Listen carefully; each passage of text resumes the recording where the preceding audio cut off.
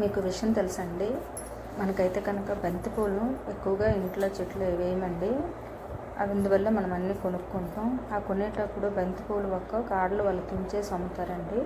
అలాంటప్పుడు అగరబత్తుల యొక్క అదే వాసన పూల స్టిక్ ఉంటుంది కదా, దాని స్టిక్ని దీనికి మనము చెయ్యాలి. అంటే కాలిపోయిన తర్వాత అగరబత్తి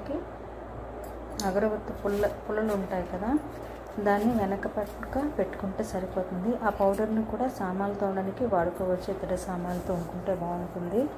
చూడండి, ఇలాగ వెనక వైపు గుచ్చాలండి. గుచ్చి మనం పెట్టుకుంటాము.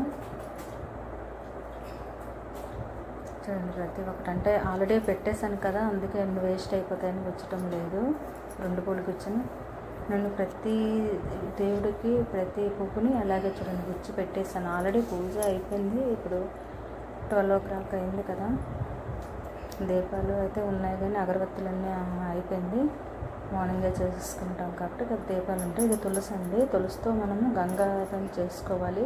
గంగా స్నానం చేసుకుంటాము. అందరూ వద్దని పెడతారు. వద్దని అయితే ఎక్కువ నీళ్ళు పడిపోతాయి. లక్ష్మీదేవికి తులసి ఇష్టం కాబట్టి పెట్టాను. ఇదిగోండి, విఘ్నేశ్వరికి మనము పెడతాం గరిక పూసలు. సహస్ర పరమాదేవి సతమూలం సదాంకరం సర్వం హత్మే పాపం దూర్వాది దుస్వప్ననాశిని అని మనము పూజ చేసుకోవాలి. ఇవి గోరింటి పూలండి. ఇవి చెట్లు కూడా ఇంట్లో వేసుకుంటే కొన్నిటికి బాగుంటుంది.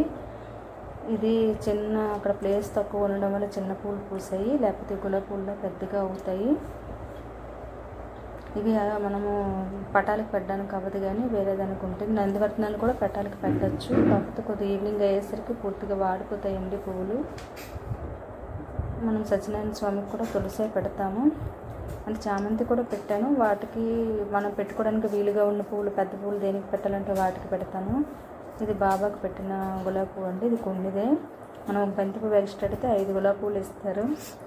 అందువల్లే అలా అవి కూడా చేస్తూ తీసుకుంటాము. ఇవి మనం పెట్టేటప్పుడు రెక్కలు ఇలాగా వెనక వైపు మడేస్తే కొంచెం పువ్వు పెద్దగా అవుతుంది.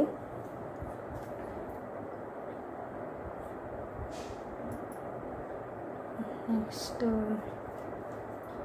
ఇదిగోండి, అగరబత్తుల స్టాండ్లో ఆ పుల్ల ఎప్పుడు ఉంచుకుంటాను, అంటే రోజు పడేయను.